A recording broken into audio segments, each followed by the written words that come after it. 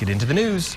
2 people await their first court appearance after a man was found dead in the street in Pine Bluff. Officers arrived at the West Roan Avenue Saturday night.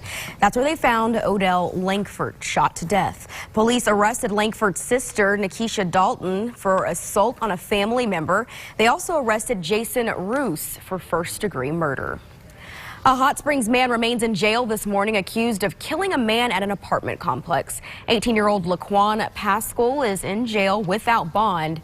Online records show he's charged with first-degree murder, aggravated robbery, and theft. According to a press release, Hot Springs police believe the suspect shot and killed Keon Jackson over drugs. People in Jonesboro are working to keep alive the memory of 4 students and a teacher who were killed at Westside Middle School 21 years ago.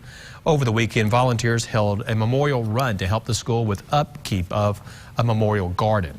They have raised more than $40,000 over the past few years.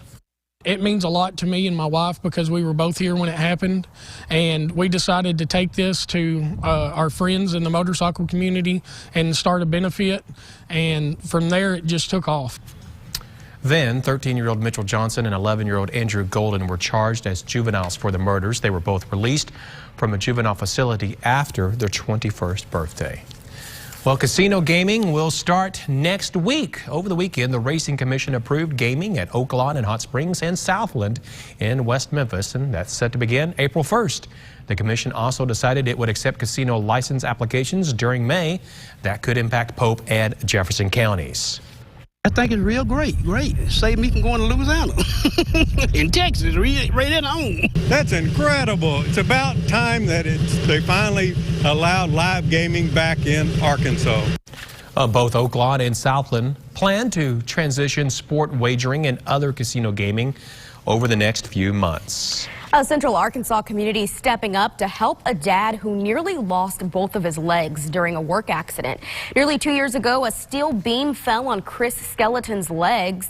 Dozens of surgeries later, he's back on his feet, but he'll never regain full use of his right leg. His family is now raising money to help him travel to Washington, D.C., where doctors hope a brace will get Skeleton back to himself. It's supposed to make me be able to run, jump. I'm the breadwinner of my family, and you know, workers' comp don't give you all your income, so that put a strain on my family. Yeah.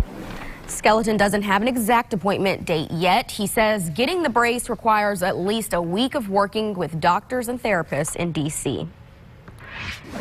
Well, those nasty buffalo gnats showing up early this year, and it's forcing Arkansans to do anything they can to prevent the insect from potentially killing their pets and livestock. Fox 16's Price McKeon talks with an Arkansas County family who knows that pain personally. Buffalo gnats, also known as black flies, are an annoyance, but they can be much more than that. The insects can kill animals. One family who's experienced just that described the insects suffocating their pets.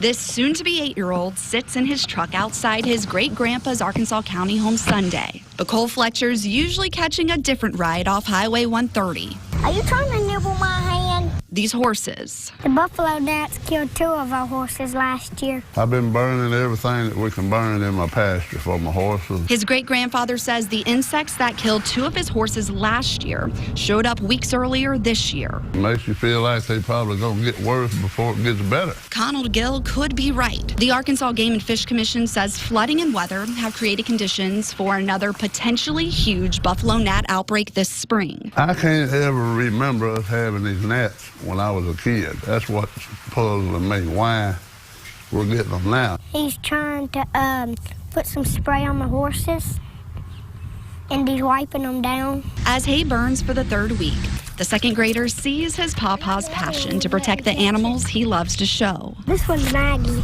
But it's what this kid can't unsee that keeps Gil looking for answers. They were standing against the fire and the gnats went up their noses. We're gonna have to get some help somewhere. That made me sad. It wasn't very fun either. I bet the horses didn't like it either. We learned the Arkansas County Sheriff's Office has not received any reports of gnats killing livestock so far this year, but this may be only the beginning.